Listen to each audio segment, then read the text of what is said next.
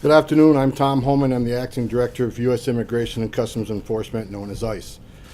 Targeting, arresting, and removing members of violent street gangs such as MS-13 sends a clear message to criminal enterprises around the world. You are not welcome in the United States, and you will find no harbor here. President Trump made it a priority to get these criminals off our streets and, when possible, out of our country. And that's exactly what the men and women at ICE are going to do every single day to help keep America safe. ICE's Homeland Security Investigations, known as HSI, National Gang Unit, leads our efforts along with our deportation officers to identify and arrest gang members while working to dismantle the organizational structure that supports them. Gang members are involved in a broad range of criminal activity, including murder, extortion, narcotics trafficking, weapons trafficking, human smuggling, and other crimes with a nexus to border security. Since the beginning of January of this year, ICE's Homeland Security Investigation has already arrested 3,311 gang members across the country in a number of targeted operations. I'll speak just about two. Project New Dawn, a recent gang surge led by ICE HSI, netted 1,378 gang arrests. Operation Matador, up in New York State, since May 9th, has netted over 100 gang members and affiliates, vast majority of MS-13 members. Make no mistake, organized violent transnational gangs threaten the safety of our communities, not just in major metropolitan areas, but in our suburbs like Suffolk County in New York, where I'll be joining the President tomorrow to discuss this very issue. Let me share just a couple examples that demonstrate the violence of these criminals. Recently, two MS-13 members who were juveniles, arrested as part of Operation Matador, have been implicated in the quadruple homicide of 4 young adults in New York. An additional MS-13 arrest admitted to being complicit in homicides of 2 juvenile females. Multiple other Operation Matador MS-13 arrests have led to admissions of narcotics trafficking, weapons smuggling, and intelligence on other unsolved crimes in the region. The proliferation of MS-13 remains an ongoing challenge for law enforcement everywhere. Our efforts to eradicate gangs such as this are much more effective in areas where our partnership with local law enforcement is the strongest. As I said the last time I was here, I cannot stress enough, our operations are more effective when there are strong local partnerships supporting them. Sanctuary city policies only make it more difficult, if not impossible, for ICE to remove known gang members and other criminal aliens who are removed from this country without the opportunity to commit additional crimes. As I said when I was here at the podium a month ago, cooperation is critical. It is often state and local law enforcement, not ICE, that first come into contact with transnational gang members. Together, through partnership, we can keep our streets safe. Together, our gang is bigger than theirs. In addition to making our communities safer, the intelligence gathered from operations targeting MS-13 helps our agents and investigators continue their efforts to fully dismantle these global criminal enterprises. From the command and control structure in El Salvador to the street members walking our communities and everybody in between. In closing, I'll say this: the progress we're making would not be possible without the brave and dedicated men and women of ICE. These are professionals, American patriots, who leave the safety of their homes and their families every day to help keep us safe, to keep people safe they'll never meet. And I am honored and proud to represent them here today. With that, I'll take questions. Sir? Thank you. In Montgomery County, there has been MS-13 activity, and when they have prosecuted MS-13 there, they have said that the members of MS-13, some of them are citizens, and to get help from the immigrant community where they're plaguing, the plague is on the immigrant community, that they have not been successful because they're afraid of being taken out of the country, that you're going to deport them. So for those in the immigrant community who are being taken advantage of, are you going to offer any type of support for those who are not involved in MS-13 who come forward to assist law enforcement? Because local law enforcement says that's the largest problem they have in getting people to come forward. They think they're going to be deported. Well, you all can help with that message, right? I mean, the mismessaging that ICE is out there doing neighborhood raids and roadblocks and and things that we were being accused of doing. We got to get the message straight. ICE prioritizes our arrests based on criminal threats, national security, those who violate immigration laws. However, if they're a victim or witness, we're not out looking for victims or witnesses. I believe that these, especially MS-13, they victimize the very communities in which they live. So if the immigrant community is being victimized, they don't want them in the community either. They should be safe to go to law enforcement, report the crime. Again, we do not target victims of crime. Matter of fact, there's actually benefits to victims of crimes through the immigration process. So they should feel safe to go and report criminal activity, and we're going to target the most violent criminals, not the witness, not the victims, to remove them. And we need their help. We need the community's help, and most importantly, we need local law enforcement's help, especially county jails that will have an MS-13 booked in that county jail. But if that county jail is located in Sanctuary City, they get released back to the streets. That's what we need to change. We need cooperation from local law enforcement. But you're saying, point blank, Ma'am. you're not going to take advantage of the immigrant communities who are victims, right? They're Taking not gonna be advantage of the immigrant deported. community. Look, we're If they're going to. victims, they're not going to be deported. We need They the come immigrant forward. community to assist us in identifying the most heinous criminals, and that's MS-13.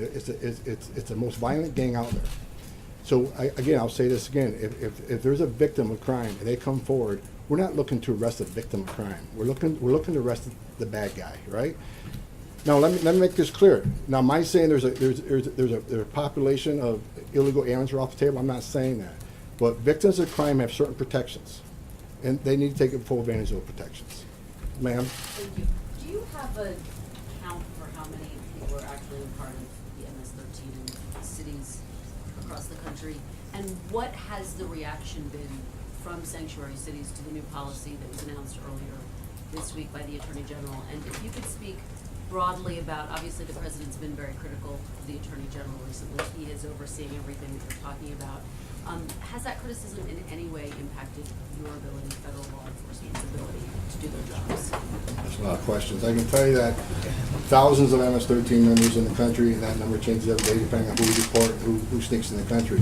As far as sanctuary cities, I don't know how they feel about the recent legislation, the recent action taken by DOJ, but I'll say it once again. Sanctuary cities are criminals' biggest friend. If you're an alien smuggler and you're smuggling people in this country for a living, that's one sales pitch. We can get you to a sanctuary city where that city will help shield you from immigration. So, I've said it every time I speak. I say it, sanctuary cities need to help us keep the community safe. Sanctuary cities not only endanger public safety, they endanger my law enforcement officers, because when we can't get a criminal alien, violent alien out of a county jail, it means one of our officers have to go knock on a door, which anybody in law enforcement knows that's one of the most dangerous things to do. So rather than arresting a violent criminal in the safety, security, and privacy of a county jail, we got to go knock on a door. We got to arrest them in the community. If the community's put at risk, our officers are put at risk, and the alien himself is put at risk. We got to start thinking about public safety and the men and women of ICE, and the men and women of the Border Patrol, who we've lost many over the last few years at the hands of violent criminal aliens. We got to join forces with these cities. These cities have to come to us. They have to work with us to keep our community safe. Sir, The Attorney General, anything on the Attorney General?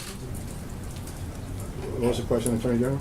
The fact that the President's been criticizing him recently, has that in any way impacted your ability, federal law enforcement's ability to do their job? ICE is going to do our job. We're going to continue to enforce the law. The Attorney General is a strong supporter of immigration enforcement. So isn't the President. And I'll end it there. But I can tell you, nothing's going to change the way we do our business. The men and women are ICE professionals. We're going to keep enforcing law within the orders of the executive order. Sir? The previous administration also told the country to prioritize criminal gangs. Are you telling the country now that it didn't?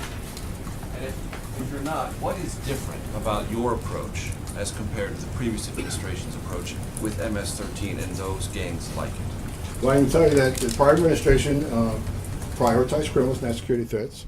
But the difference is, for those that criminal aliens get booked in a county jail, on the prior administration, they needed a conviction before we can put a detainer on and ask for them to come in our custody. That's not necessary anymore. If you've been arrested for a serious crime and you're in a county jail, we're going to drop a detainer. We're going to take the person in custody. What does that mean, dropping a detainer? That means we're asking the local jurisdiction to hang on to them until we can get there to take custody of them when they're done with you. Has that proven effective? Yes, I think we got more jurisdictions coming to the table now. Even, the story is, we got sanctuary cities here and there, but more jurisdictions, more law enforcement coming to the table now. The 287G agreements, we've already doubled those agreements on this administration. I expect to triple those agreements by the end of the year. Most law enforcement agrees with what I'm saying up here. The street cops, they want to work with us, and they want to identify these threats to the community and get them out of their communities. These people are not welcome in the communities, and local law enforcement are teaming up with us. The operation I spoke about here in New York City, we work with Nassau County, Suffolk County, NYPD. All these jurisdictions want to get the criminal element out of their neighborhoods. The immigrant communities themselves, they don't want these people in their communities. We all should be on the same page here. But again, New York City, one of those places where we can't get into Rikers Island and put our hands on people that are here illegally and the criminal aliens. When it comes to gang members walk out of county jails and sanctuary cities every day across this country. That's what we need to change. Man. How are suspected gang members being identified for ICE enforcement? Is it just through local law enforcement? Are there databases that you're using? Like, how do you know how to find these gang members? Local law enforcement, they're usually ones that, they have the most intelligence on gang members. As far as what we look for to find gang members, I'd rather not discuss that, because I certainly don't want to share that information with the gang members who may be watching and say, okay, well, we'll just do this a little bit different. There is a myriad of factors we look. It's just not, we don't arrest people for the way they look. I'm going to make that clear, because I've seen media accounts about people with tattoos and clothing. That is one of many, many factors we look at. So it's really quite law enforcement sensitive how we identify, target, and locate gang members. So I can tell you that the men and women of ICE are well trained. Other federal agencies, whether it's the Bureau or whether it's the Suffolk County, Nassau County, Nassau County, they do this for a living. They're professionals. They look at a lot of factors, including database checks. But I'd rather not share the factors we all consider to look at that, because I really don't want to share that with the criminal element who may be watching this program. Thank you. You said that victims of crimes who are immigrants will not be targeted. In February, your agency detained a woman in El Paso, Texas, who was seeking a protective order against a domestic abuser.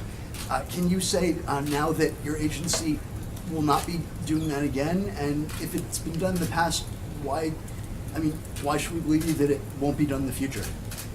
Okay, with that case you're talking about, you obviously don't know all the facts that I do. That is not the way. There's much more of that story than you're presenting here today. I can tell you that was a solid arrest, and it's under litigation. I can't give you all the information I have. That was a good arrest. That was a public safety arrest, and I can't say any more because it's in litigation. One last question, guys. You focused, and the president's going to focus tomorrow on the most violent gangs, MS-13, and suggesting that that's what ICE is focused on. I'm reading a story here from just last month that said the biggest number that ICE arrests are up of illegal immigrants, and the sharpest spike is seen for non-criminals. I think that the other side of the issue would say that ICE and this administration really is going after non-criminals and just using these moments to sort of suggest otherwise. What do you think about that? It's ridiculous. I mean, when under prior administration, non-criminals were not a priority. So when you go from 0 to 100, of course you can see the biggest rise in that. The executive orders are clear. Anybody reads the executive orders, no population's off the table. So non-criminals, yeah, those that are got a court order from a judge that refused to leave, we're looking for them. Those who enter the country illegally, I've said it 100 times, that is a crime to enter this country illegally. And when they get their due process at great government, at great taxpayer expense, billions of dollars are spent on border security, immigration court, detention. So when they get their due process and a federal judge orders them removed, that order needs to mean something, or the whole system has no integrity. Nowhere else in law enforcement has anybody asked a law enforcement agency to ignore a judge's order from a bench. They've had their due process. Our job is to enforce those orders, and that's what we do. And for the people that say that we concentrate too much on those that are not criminals beyond them committing a crime entering the country illegally, they've not committed yet another crime, you should ignore them. They've been here. Let them go. That message drives what happened in San Antonio. That message drives what happened in Victoria, Texas, that I investigated back in 2003. If we send the message that if you get into the country, you get by the Border Patrol, and don't get arrested by local law enforcement for another crime, no one's looking for you, that is a magnet, that is a pull factor. We got to stop that messaging. We got to tell people it's not okay to violate the laws of this country. You can't want to be a part of this country and not respect its laws. You can't have it both ways. So until we get that message clear, that there is no safe haven here, and if you're in sanctuary cities, that's where we'll send additional resources, look for you at your home, at place of employment. We're going to enforce the law. We got to stop sending the message that people that don't commit yet another crime should be forgotten. Don't enforce the law. If I could, on a previous question, you said you need the cooperation of local communities. We hear that a lot from law enforcement, and including American immigrants, families that are maybe have mixed situations. The President Trump the other day called it in a speech in Ohio twice referred to criminal gang members as animals. I think there are some who would say, well, that's sort of another attempt to paint broader swaths of immigrants as criminal and violent. He wasn't that specific about who he's talking about necessarily, and I'm wondering if you think that kind of rhetoric is appropriate, or whether that could, potentially set back some of your efforts in trying to convince community members to work with your department. As a career law enforcement officer, I can tell you that criminal aliens are a threat not only to public safety, but to national security. We got to enforce the laws. The men and women at ICE are doing it in a professional manner. And I shared with you the last time I was here why it's so important to let the folks know in Central America and Mexico, let those that want to come to the United States to find themselves in a sanctuary city, why it's so important to send the message they should not make that dangerous trek. In my years, 33 years of doing this job, these are criminal organizations that transport these people into the country. The same organizations, the same illicit pathways that smuggle drugs, smuggle weapons, and smuggle people that want to do harm to this country. And by continuing to ignore that segment of the illegal population, we are bankrolling these criminal organizations. As I said earlier, sanctuary cities, that's the alien smuggler's best friend. That's their advertisement. We'll get you to a sanctuary city. And I'm telling you, what I've seen in my career, I've seen people that were killed could not pay their smuggling fee. I've seen, we talked to women that have been raped, children's been molested, people have been killed. I shared with a media yesterday in Phoenix, Arizona, during the hostage crisis several years ago, people couldn't pay their fees. The fees would double once they got it. They couldn't pay the fees. We rescued one man who was duct taped from head to toe. His whole face and head were duct taped, and had a hole poked in the mouth with a straw so he could breathe for 2 days. When I was in Victoria, Texas, I did stand in back of a tractor trailer in 19 aliens with a 5-year-old that suffered. What do you think that 5-year-old went through the last 30 minutes of his life? What do you think his father went through the last 30 minutes of his life, looking down at his child, knowing he couldn't help him because they're locked him back to a tractor trailer? I'm not calling anybody animal. I'm saying there's those who break the law and those who don't break the law. You got to respect the laws of this country. There's millions of people that are members of society that enter this country the right way, and that's what we need to push. We need to push. Enter this. There's a legal way and an illegal way. We got to be pushing the legal message out there and stop sending this message that if you don't commit yet another crime beyond the crime you committed when you came to this country, that it's okay to be here. It's not okay to be here illegally. It's not okay to violate the laws of this country. We're going to enforce law. That is why, with everything you're reading right now and all these horrific events, that's why we need more. We need the 10,000 officers that President Trump has promised, so we can go after these gangs even harder in the criminal alien population. We need the border wall. Border wall is one more tool in the toolbox that might prevent some of the things from happening. That is why what President Trump is asking us to do, that is what he's proposing for border security, makes sense to the law enforcement community. Not just Tom Homan at ICE, but the 20,000 men and women that work at ICE, the 20,000 Border Patrol agents that wear the uniform and step on the front line every day. We need this help. We need these executive orders to make sense of what we do every day. Thanks so much, Tom. We really appreciate it.